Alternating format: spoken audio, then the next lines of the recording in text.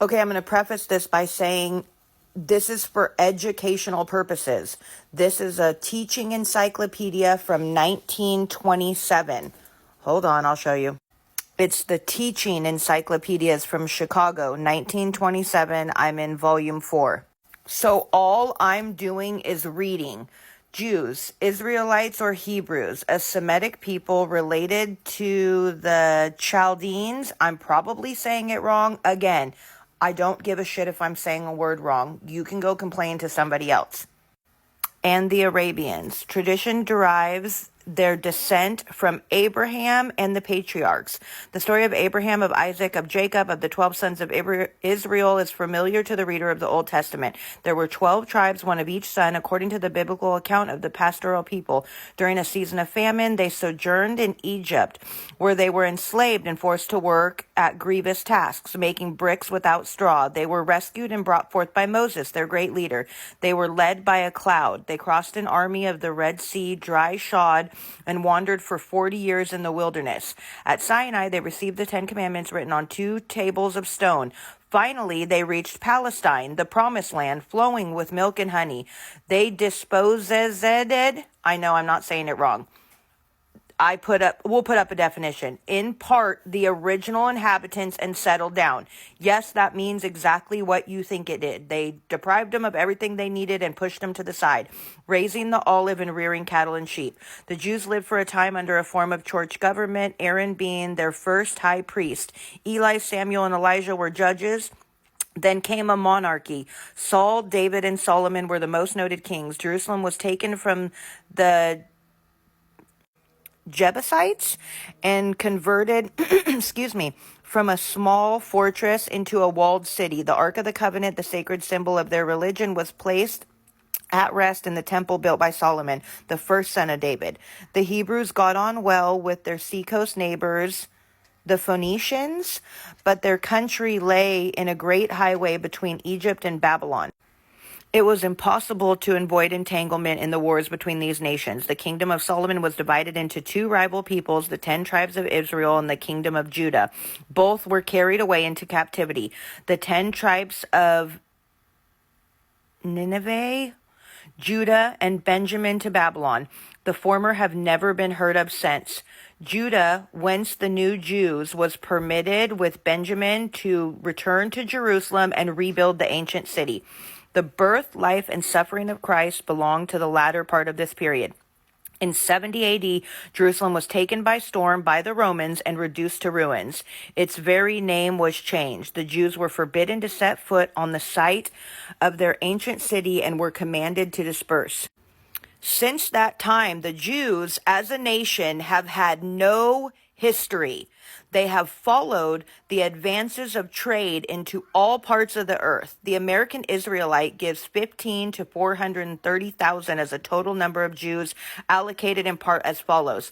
Okay, so again, this would have been in 1927. So Poland has the most with the same amount in Ukraine, United States right behind, and then it vastly drops. Russia, Romania, Germany, Hungary, Czechoslovakia, British Isles, Austria, Lithuania, Yugoslavia, France, Greece, and Palestine having the very least amount. Do you see that? Good Lord. For centuries, the Jews were forbidden to own land. Their property was literally at the disposal of the soiler. A Jew might hope for no redress in court of law. Shakespeare's Merchant of Venice shows very clearly how little justice the Jews might expect at the hand of Christians. Zangwill's Children of the Ghetto describes the Jews in London. In the days of the Inquisition, Jews were expelled from Spain. And then have been all but driven out from other countries time and again. Sorry. After centuries of oppression, they are now fairly secure in the rights of citizens in all Protestant and Catholic countries. In countries adhering to the Greek Church, and especially in Russia, where the people have a grudge against them as money lenders and foreclosers of mortgages, the Jews have been frightfully mistreated. Sure about that? Sorry, I'm just reading. No opinions. It has long been the dream of the Orthodox Jew that sometime his people might be united as a nation in the Holy Land. The breaking of the yoke of Muslim control gave great impetus to the idea, and the year 1918 recorded much progress in the Zionist movement. A notable event of the year was the organization of the Jewish Legion for Palestine. 25,000 young men, 10,000 from the United States, you fucking retards, answered the call and went forth to help redeem their ancestral land. The United States added nearly 90,000 new members to its Zionist organization. What the fuck? England sent a commission to Palestine, which accomplished much in systematize. Okay,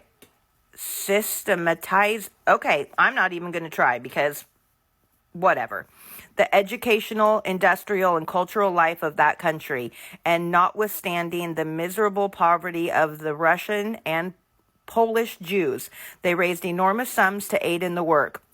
For those countries where the Jews were most persecuted, a very great emigration set into America. A period of 20 years saw nearly 1 million landed in New York, Philadelphia, and Baltimore. New York has more Jews than any other city of the world.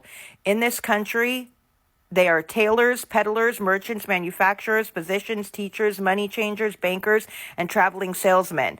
But although the cattle on the 1,000 hills were Abraham's, and David tended to his father's sheep at Bethlehem, the Jews are seldom, if ever, gardeners, farmers, or stock raisers. In America, at least, they are never beggars. The church cares for its own needy. In New York City, out of the Hebrew population of 500,000, possibly, but a score of Hebrews, ineligible for one reason or another to their own institutions, are supported at public expense. Oh, it's so much higher now, isn't it? The Hebrews maintained orphan asylums and homes for aged and infirm in the leading cities of the country. In the cities of continental Europe, the Hebrews live in a quarter of their own, known as the ghetto. In the ghetto. They build their synagogues without soliciting outside help. They keep the seventh day, that is to say Saturday, as the Sabbath. Their clergy are known as rabbis. Also, not in here, but did you know that there's a tradition that some rabbis still follow that after they circumcise babies, they suck the blood from their little weenuses? I'm going to go out on a limb here, and I'm going to say that that sounds like pedophilia and not religion. Anyways, we're already 7, almost 8 minutes in, so come back for part 2.